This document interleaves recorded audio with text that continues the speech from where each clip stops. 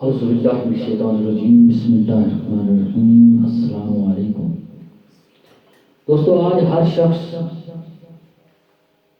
اپنے بنائے ہوئے رشتوں سے مایوس ہے، ان رشتوں سے ملنے والی تکلیفوں سے مایوس ہے اور بکھرا ہوا ہے۔ اس کی وجہ ایک ہی ہے کہ ہم نے اس رشتوں کی بنیاد کو امیدوں پہ استوار کیا، اور جب وہ امیدیں، وہ مقاصد ہمیں نہ ملے تو وہی رشتے ہمارے لیے مایوسیوں کا سبب بن گئے۔ دوستو، اسلام تو یہ کہتا ہے کہ جو بھی رشتہ بنایا جائے اس کی بنیاد، اس کی بیس اللہ کی رضا ہو، اللہ کے لیے ہو۔ اس کی افادیت چند روایات سے بیان کروں گا۔ اس سے پہلے تمام دوستوں سے ریکویسٹ کرتا ہوں کہ جنہوں تک ہمارے چینل گنبد خضرا اسلامک کو ابھی تک سبسکرائب نہیں کیا، برائے مہربانی وہ ہمارے چینل کو سبسکرائب کریں تاکہ آپ تک ہماری ہر اچھی ویڈیوز پہنچ سکیں۔ دوستو، آقا علیہ الصلوۃ والسلام کا پیارا فرمان عالی شان ہے۔ آقا علیہ الصلوۃ والسلام نے ارشاد فرمایا، اللہ رب العزت نے ایک دفعہ موسیٰ علیہ السلام سے ارشاد فرمایا کہ موسیٰ علیہ السلام تو نے میرے لیے کون سا عمل کیا؟ تو موسیٰ علیہ السلام اللہ کے لاڈلے نبی کلیم اللہ نے عرض کی ہے، رب کریم میں نے ہر عمل تیرے لیے کیا، تیری رضا کے لیے کیا، نماز ادا کی، روزہ رکھا، صدقہ دیا، تیرے لیے ہے۔ تو اللہ رب العزت جل شانہ نے ارشاد فرمایا، میرے کلیم، روزہ تیرے لیے ڈھال ہے، صدقہ تیرے لیے نور ہے، نماز تیرے لیے سایہ ہے، یہ تو تیرے لیے عمل ہے، میرے لیے کون سا عمل کیا ہے؟ تو موسیٰ علیہ السلام نے اللہ رب العزت کی بارگاہ میں التجا کی، اے اللہ پھر کون سا عمل ایسا ہے جو تیرے لیے ہے؟ تو رب کریم نے ارشاد فرمایا، موسیٰ کیا تو نے کسی سے محبت میرے لیے کی ہے؟ تیری محبت، تیرا تعلق کا دار و مدار فقط میری رضا کے لیے ہے۔ تو دوستو، جو تعلق، جو رشتہ فقط اللہ کی رضا کے لیے بنایا جائے وہی رشتہ خوشحالی کا، امن کا اور محبتوں کا پیغام لے کے آتا ہے۔ اور یہ تعلق دیتا کیا ہے؟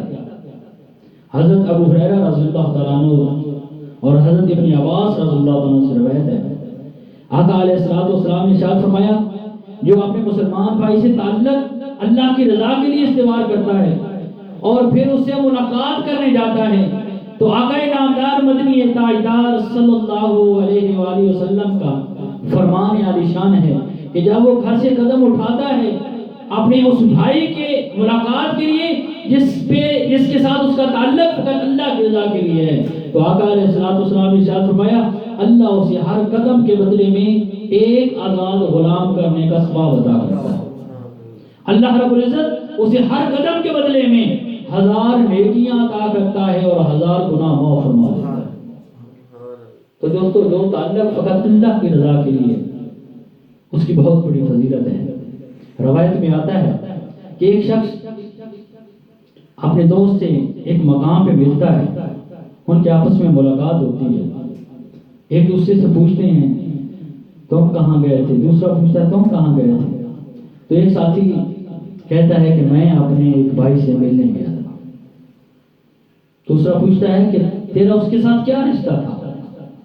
تو کہنے لگا، بس اور تو کوئی خاص رشتہ نہیں ہے، بس اللہ کا بندہ سمجھ کر ہمارا آپس میں کوئی خونی رشتہ نہیں ہے، فقط ہمارے تعلق کا دار و مدار اللہ کی رضا ہے۔ اور پہلے نے دوسرے سے پوچھا تم کہاں گئے تھے؟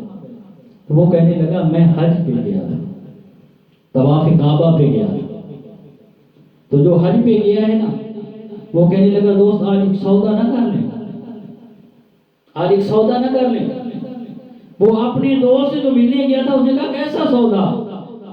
وہ حج والا کہنے لگا، دوست یہ حج کا ثواب تو لے لے اور یہ جو دوست سے ملنے گیا تھا اس کا ثواب مجھے دے۔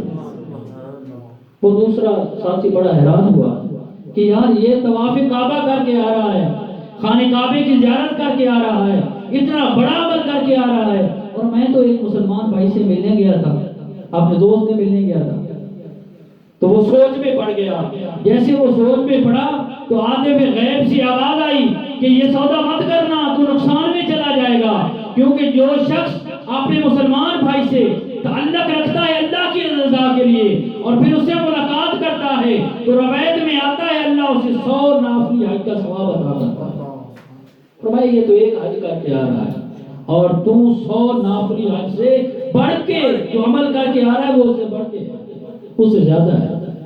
تو دوستو آئیے اپنے تعلق کو، اپنے رشتوں کو اللہ اور اس کی رضا کے لیے استوار کریں، ان کی بنیادوں میں اللہ اور اس کی رضا ہو، تاکہ ہمارا ملنا بھی عبادت ہو، ہمارا ان کے پاس جانا بھی عبادت ہو، اور روز قیامت بھی یہ تعلق حق علیہ السلام نے ارشاد فرمایا تمام رشتے ٹوٹ جائیں گے، تمام رابطے ختم ہو جائیں گے، سوائے ایسا رشتہ جس کی بنیاد میں اللہ اور اس کے رسول کی رضا ہوگی، وہ رشتہ باقی رہے گا۔